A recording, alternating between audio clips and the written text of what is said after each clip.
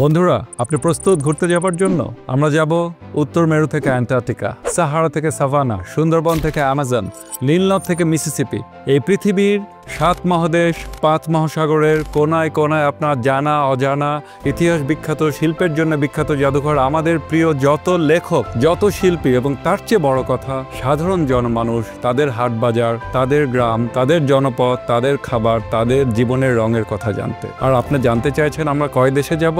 ভুল প্রশ্ন। জিজ্ঞাসা করুন কোন দেশে যাব না।